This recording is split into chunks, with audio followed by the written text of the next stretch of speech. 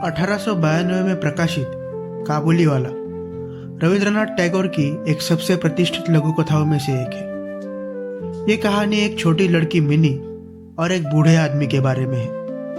काबुलीवाला काबुल का एक छोटा व्यापारी है जो सूखे मेवे बेचता है और सूद पर पैसे उधार देने का धंधा करता है। तो आइए कहानी की शुरुआत करते हैं। मेरे 5 साल की बेटी बिना बात किए एक पल भी नहीं रह सकती है। पैदा होने के बाद उसे अपनी भाषा सीखने में केवल 1 साल का समय लगा। उसके बाद वो जागते समय चुप रहकर कभी एक पल बर्बाद नहीं करती है। उसकी माँ उसे कभी कभी डांट डपट कर चुप भी करा देती है, लेकिन मैं ऐसा नहीं कर सकता। उसे चुप देखकर मुझे कुछ अजीब सा लगता है, इसलिए मेरे साथ उसकी बातचीत बहुत उत्तेजना के साथ चलती है। एक दिन सुबह मैंने अपने उपन्यास के 17वें अध्याय को लिखना शुरू किया। जब मिनी ने अंदर आकर अपनी बातचीत की शुरुआत की, बाबा, रामदयाल चौकीदार को कुछ भी पता नहीं है। वो कौवे को कौवा कह रहा था। वो कुछ भी ठीक तरह से नहीं जानता है। इससे पहले कि मैं इस दुनिया में मौजूद विभिन्न भाषाओं के बारे में लिखना शुरू कर पाता, उसने यह कहकर अपना विषय बदल दिया। बाबा, भोला कह रहा था कि हाथी अपनी सूंड से पानी फेंकते हैं और इसलिए ही बारिश होती है। देखिए, भोला कुछ भी कहता है, वो दिन रात बस बड़बड़ करता रहता है। वो हमेशा कुछ न कुछ बोलता ही रहता है। उसने इस पर मेरी राय का इंतजार नहीं किया और फिर मुझसे पूछा, बाबा, माँ आपकी कौन लगती है? मैंने अपने मन में कहा, भाभी, लेकिन सच में मैंने वो नहीं कहा। मिनी, तुम जाओ और भोला के साथ खेलो, मुझे अभी कुछ काम करना है।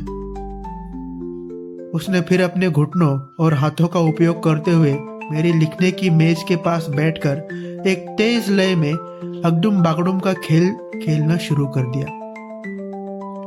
अगडुम बागडुम सैनिकों को निर्देश देने वाला एक खेल जो बंगाली लोकगीतों से उपजा है। मैं अपने 17वें अध्याय पर था। उसमें एक अंधेरी रात के समय प्रताप सिंह कंचनमाला के साथ ऊंची जेल की खिड़की से नीचे कूदने वाला था। मेरा कमरा सड़क के बगल में है। अचानक मिनी ने अगडुम बागडुम का अपना खेल बंद कर दिया और वो खिड़की की ओर भागी और तेज आवाज में काबुली वाले कहकर किसी को बुलाने लगी। एक ऊंचा काबुली वाला धीरे धीरे सड़क पर से गुजर रहा था। वो ढीले गंदे कपड़े और एक पगड़ी पहने था और उसके कंधे पर एक थैला लटका था। मुझे समझ में नहीं आ रहा था कि मेरी बेटी उसे देखकर इतनी उत्साहित क्यों थी और उसे इतनी जोर से क्यों बुला रही थी। मुझे लगा कि शायद उसके थैले के साथ कुछ परेशानी होगी और मैं फिर अपना 17वां अध्याय पूरा नहीं कर पाऊंगा। लेकिन जब मिनी की पुकार सुनकर काबुली वाले ने उसे मुस्कुराते हुए देखा और वो हमारी घर की ओर आने लगा, तो मिनी तुरंत घर के अंदर भाग गई।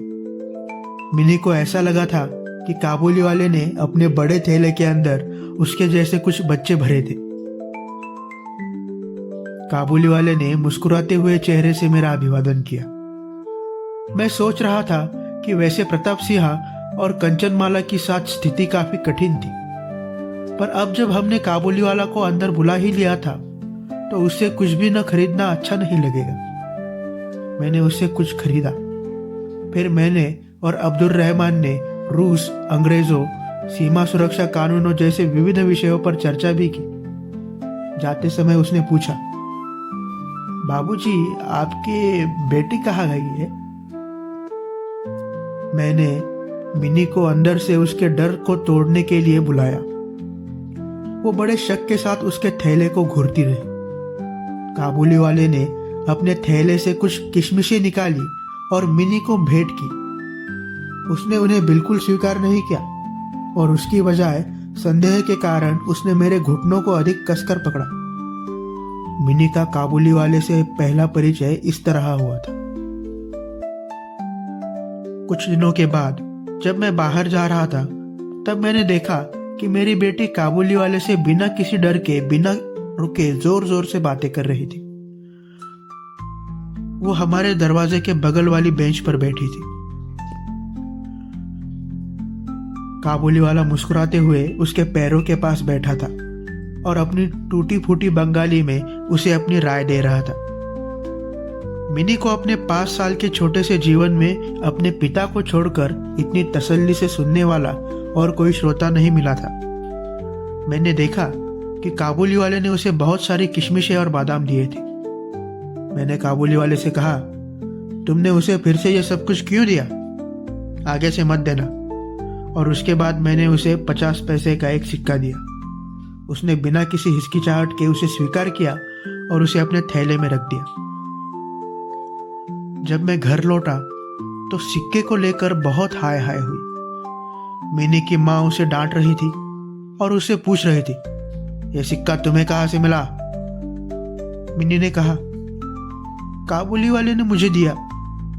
उसकी माँ कह रही थी, तुमने उससे क्यों लिया? मिनी ने रोते हुए कहा, मैंने उससे नहीं मांगा, उसने खुद ही दिया। मैंने आकर मिनी को संभावित खतरे से बचाया और उसे बाहर ले गया। फिर मुझे पता चला कि काबुली वाले के साथ मिनी की यह दूसरी बैठक नहीं थी। वो लगभग हर रोज आता था। उसने पिस्ते, बादाम आदि देकर मिनी के लालची दिल को जीत लिया था।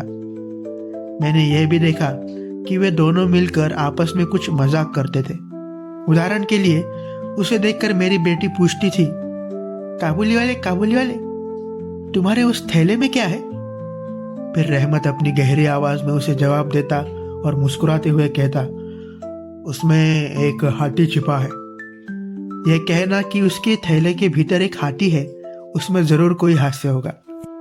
कोई भी आसानी से देख सकता है कि वो कोई अच्छा हास्य नहीं था, लेकिन फिर भी उन दोनों को वो मजाक पसंद था। उस सर्दी के मौसम में सुबह सुबह एक बच्चे और एक वयस्क की हंसी सुनकर मुझे बहुत अच्छा लगता था। उनके बीच का एक मुहावरा भी काफी प्रचलित था। रहमत मिनी से कहता, छोटी लड़की, तुम कभी अपने ससुराल नहीं जाओगी। अब बंगाली परिवारों में लड़के अपने जन्म के बाद से ही ससुराल के घर वाक्य से अच्छी तरह से वाकिफ हो जाती है, लेकिन क्योंकि हमारा दृष्टिकोण आधुनिक था, इसलिए हमने मिनी को ऐसे विचारों से अवगत नहीं कराया था। मिनी रहमत के बात को समझ नहीं पा रही थी, लेकिन क्योंकि चुप्पी बनाए रखना उसके स्वभाव के बिल्कुल खिलाफ था, इसलिए उसने पूछा, फिर क्या तुम ससुराल जाओगे? रहमत ने उत्तर दिया, मैं अपने ससुर की पिटाई लगाऊंगा। ससुर का नाम सुनकर मिनी हंस पड़ती थी। वह ससुर के नाम से एक अज्ञात व्यक्ति की दुर्दशा पर हंसती थी। आज सर्दी की साफ और धूप वाली सुबह थी। प्राचीन काल में राजा लोग इस समय दिग्विजय के लिए बाहर जाते थे, लेकिन क्योंकि मैं कभी भी कोलकाता से बाहर नहीं जाता था, शायद इसीलिए मेरा दिमाग दुनिया भर में घूमता रहता था। मैं अपने कमरे के एक कोने में बैठे हुए खुद को एक यात्री की तरह महसूस करता था और मेरा मन बाहरी दुनिया में जाने के लिए तड़पता रहता था। जैसे ही मैं किसी स्थान या विदेशी का नाम सुनता, वैसे ही मेरे दिल भटकने लगता था।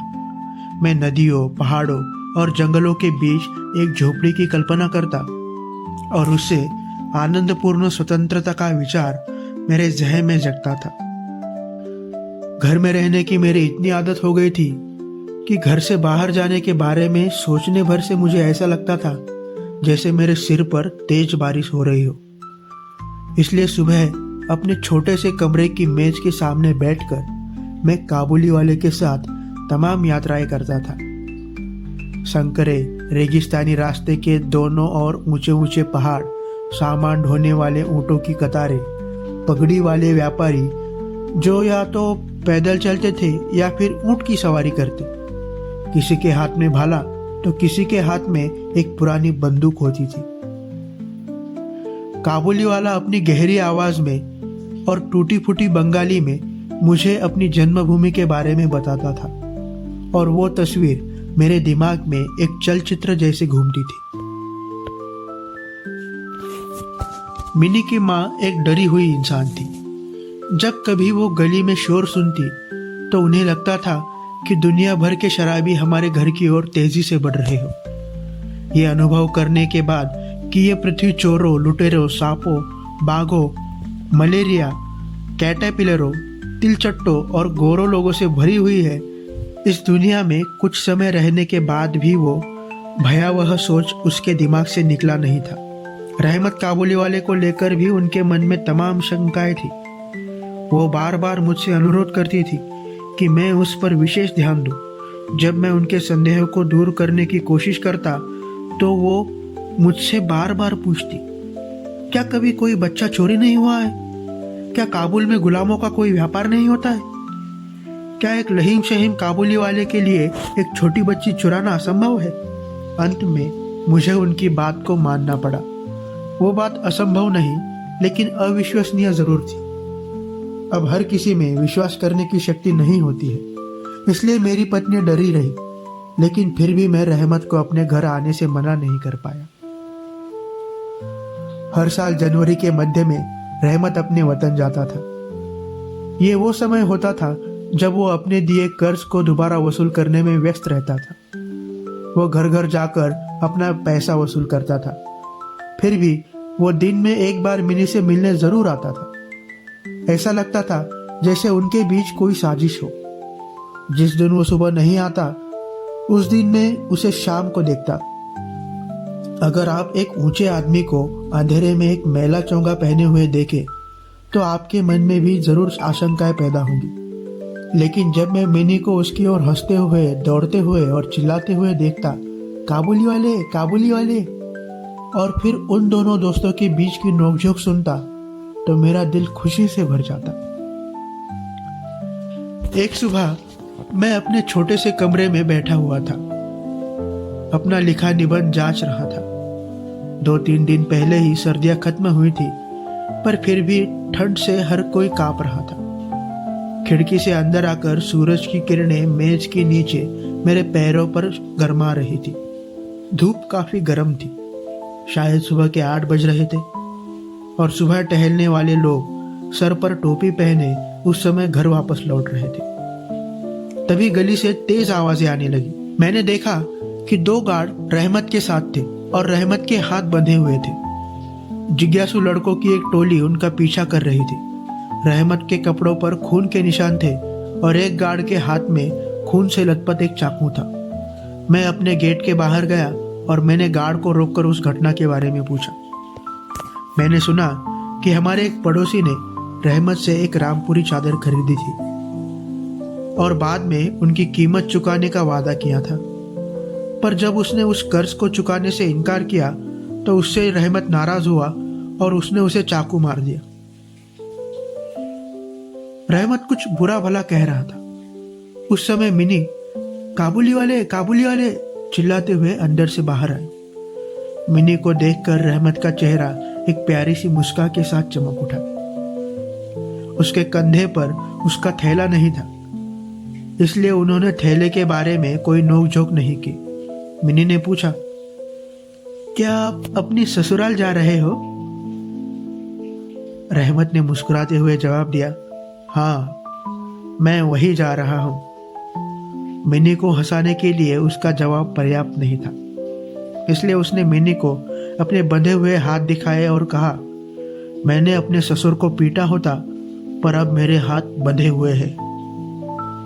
रहमत को कई साल की जेल की सजा सुनाई गई। फिर मैं उसके बारे में सब कुछ भूल गया था। हम लोग घर में दिन प्रतिदिन की गतिविधियों में व्यस्त रहे। कैसे एक पहाड़ियों पर रहने वाला स्वतंत्र आदमी एक जेल की ऊंची दीवारों के पीछे इतने साल गुजारे होंगे, यह बात मेरे दिमाग में एक बार भी नहीं आई। मिनी का स्वभाव इतना बचकाना था कि पिता के रूप में मुझे उसे स्वीकारने में भी शर्म आती थी।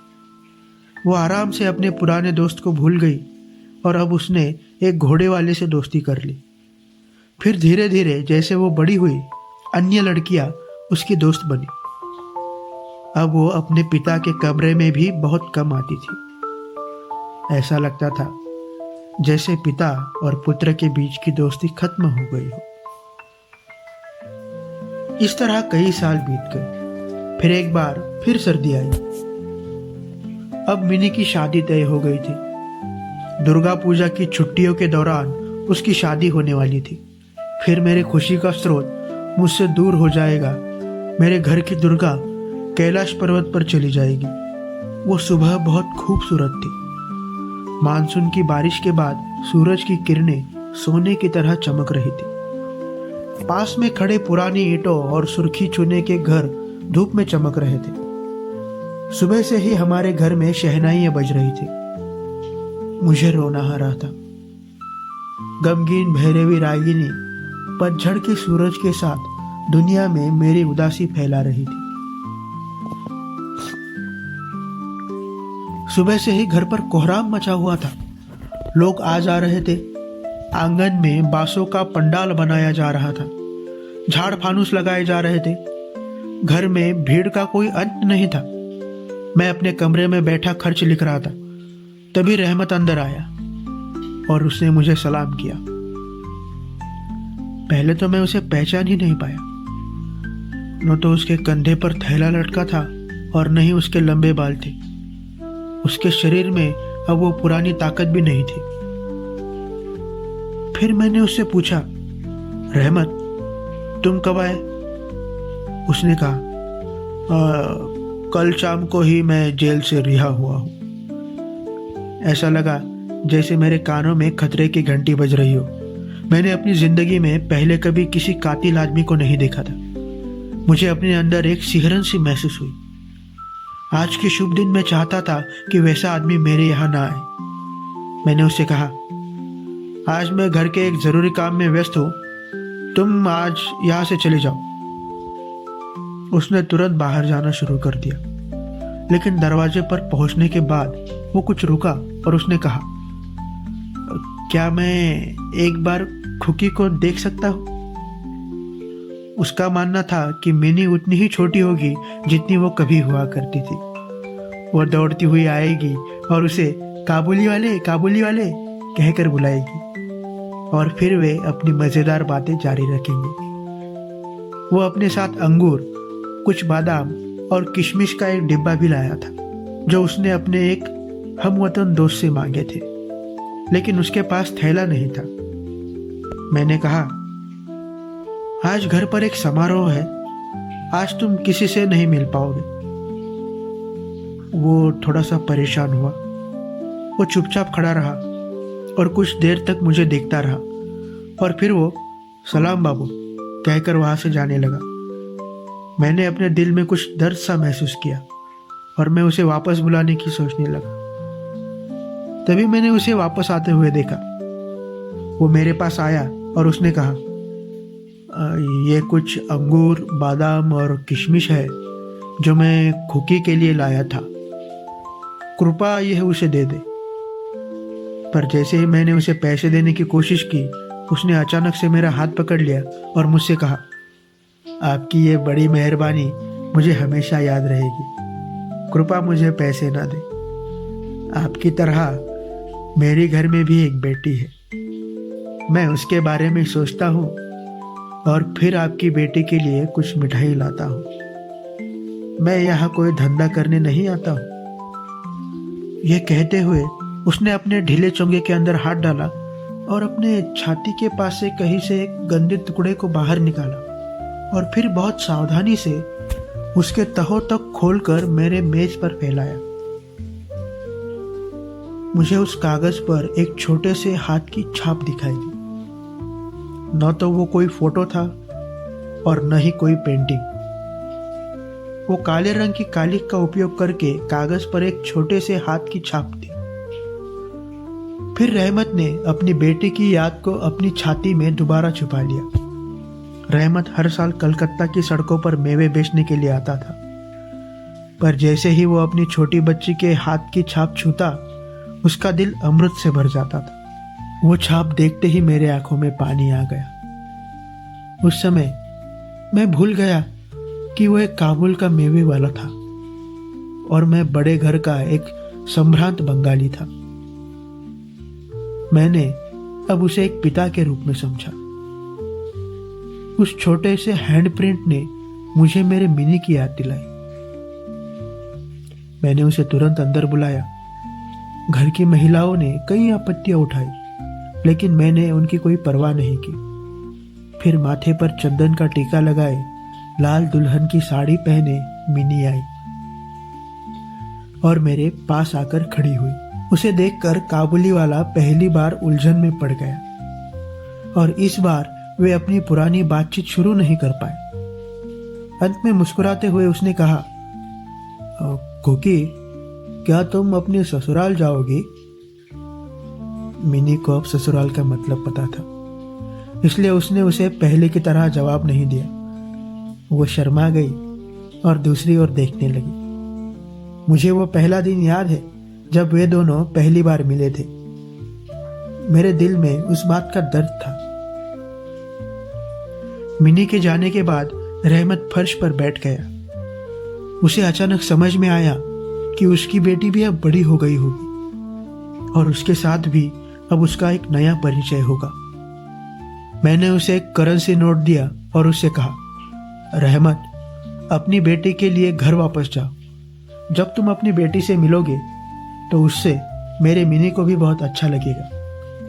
उन पैसों का दान करने के बाद मुझे शादी की कुछ चीज़ों में ज़रूर कटौती करनी पड़ी। अब शादी में रंगीन बल्बों की सजावट नहीं होगी और न ही संगीत के लिए कोई बैंड बाजा होगा। अंदर घर की महिलाएं ज़रूर उससे दुखी होंगी, लेकिन उस उत्सव वाले दिन एक दिव्य प्रकाश मेरे हृदय को ज़रूर रोशन करेगा। ये थी कहानी काबुली वाले की। धन्यवाद।